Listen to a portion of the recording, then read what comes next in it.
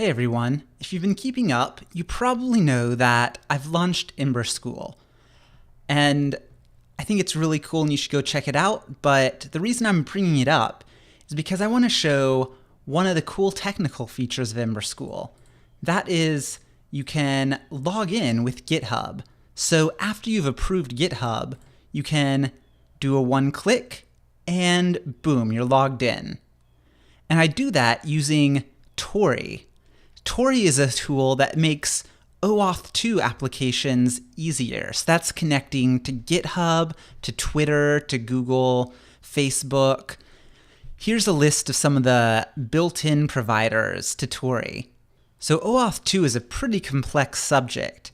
I mean, if you go to the GitHub docs on it, they are not exactly easy. It's not super obvious what exactly you need to do. So what we'll do is we'll go through and we'll do it step by step. And I'm not guaranteeing that the way I'm going to show you is the best way, but it's a way that works.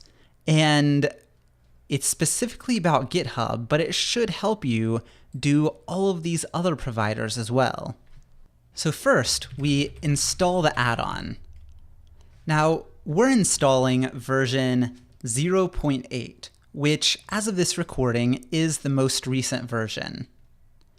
Then, once it's installed, we need to set up the environment. So we go to environment.js, and we have a Torii hash, and we set up our providers. We're going to be using GitHub OAuth2, and then we're providing an API key. And don't freak out that I have this in plain text. This is the client ID, not the client secret.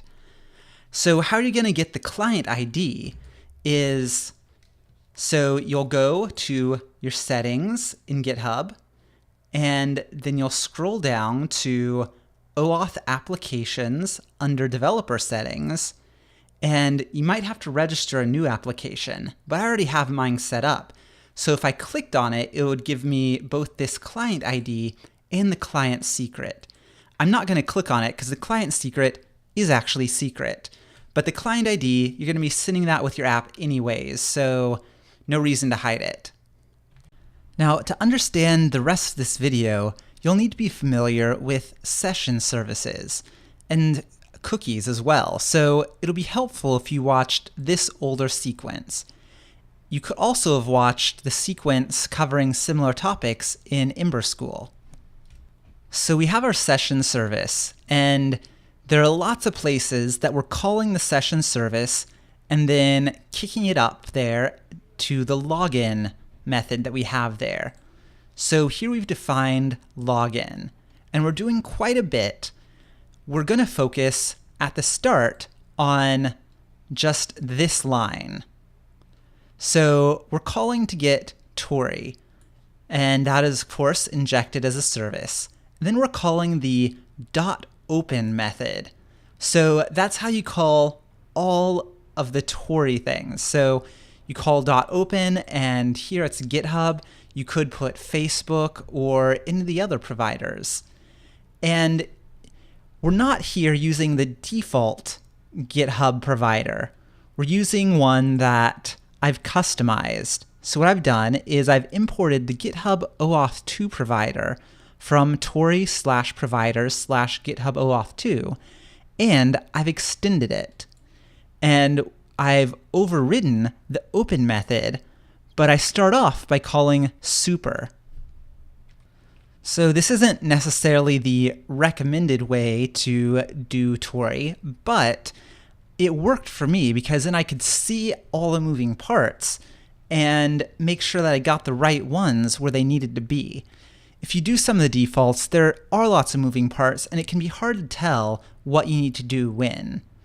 And if you know it really well already, then it can work out really great and be really easy. But if you don't, then it can be super difficult, just because it is sort of a black box. So what we're going to do is we're going to put a debugger statement here and see what kind of data we get from calling super. So our first attempt at testing this, hit authorize, and of course we will authorize the application, but it just skips through. And this is super weird. I don't know why it's doing this, but if we put in a second debugger, then now it catches it on the second debugger. So please tell me in the comments if you know why it's doing that. Anyway, so we've got the Torii data, and it's giving us the authorization code. And the provider, the redirect URI, the important thing is the authorization code, because that's what we're going to use next. So we get that authorization code, and we use it to create the server URL. So it's basically our host name here, www.EmberScreencast.com/GitHub auth, and then code equals this auth code. Then we're going to make an AJAX request there and get back some data. So we'll take a look at the server. So on the server, now we have both the client ID, which our client had, and the client secret, which we did not put on Ember, because then people could have seen it and it's a secret. And we're also getting the code. And then we can send a post to GitHub to log in with OAuth, and we're sending the client ID, the client secret, and the code. And those are all done as query params to this route. All right, so we get the result, and then we get the access token from here. Yeah, there may be better ways. But anyways, this does work, and we send back the token with JSON. So we get the data hash back, and we pull the access token from it, and we put that on the Torii data. So the Torii data now has the authorization code and the access token. And then we send it back to our session service. And that's what's in here in the data route. And we're going to set the access token as our authentication token. And that's what we're going to be using to talk to the server from now on. Now we're going to pull a lot of user data from GitHub. So we'll make an AJAX request to the api.github.com/user link. And you may be wondering, how does it know which user? So this is the XHR request. Here's the URL. And not only does it have the OAuth client ID, but in the request headers, it also has our authentication token. And then you can see in the response preview that it gets all this information, or some of its URLs where we can get certain information about my ID, about my GitHub user. And that user is what's returned here from the promise. So that's what's passed into the next thenable block. And from there on, we go and we create a user on the server, and we're using all the various fields as well as the authentication from the cookies. And from then on, it's just the same basic stuff that we covered in this series. So that's how we get this cool feature. Very easy login. Let's go ahead and review. So first, you install Torii. Then you set up your developer application. You might have to register a new one at the place where you're wanting to connect to. In our case, GitHub. Then you, in your environment.js, you set it up. Here the API key is called client ID. Then in your session service, when you're calling, we call it login, that's a pretty good one. Then you get Torii, and then you call .open for the service that you want to use. Here we're using GitHub. And then we've also customized it. So the customization is in the Torii providers folder in the GitHub file. And the main thing we've done is we've extended the GitHub OAuth2 provider, which we import from this path. And then we've also extended the open method. So we call super to get a bunch of data from the default Torii call. And then we will remove these two debuggers. For some reason, we needed two debuggers to stop it instead of one. Anyway, we grab the authorization code and we send that to our server. So what we've done so far is we've talked to GitHub and they sent us back an authorization code on our user's client, on our user's Ember app. And then that Ember app is sending it to our Rails server right here. And that Rails server has another secret that it'll use to send to GitHub again.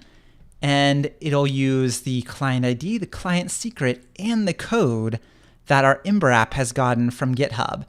So what's happened so far is you send it from the Ember app to GitHub, and GitHub sends you back a code, and then you send that code to your server, in this case Ruby on Rails, and your server has extra information as well as that code now, so it'll call to GitHub again, and it'll get your access token. And your access token is where so much of the magic happens. All right, so you get your access token back, and we send it back to the session service, and we set it as the authentication token in our cookies. And now that it's set, we can send it with the request. So we send a request to GitHub in order to get information about the user. So to go over all this completely, we go from Ember to GitHub. That sends you back the authorization code. You send the code to your server. The server then combines the code with the client ID and client secret in order to talk to GitHub to get the access token. You get that access token, and then you use that access token in order to request information about that user from GitHub. Now you may be thinking, wow, that sure was a lot just to get this simple feature. And you'd be right. But that is how it's set up, and I think it's worth it to be able to have something this awesome.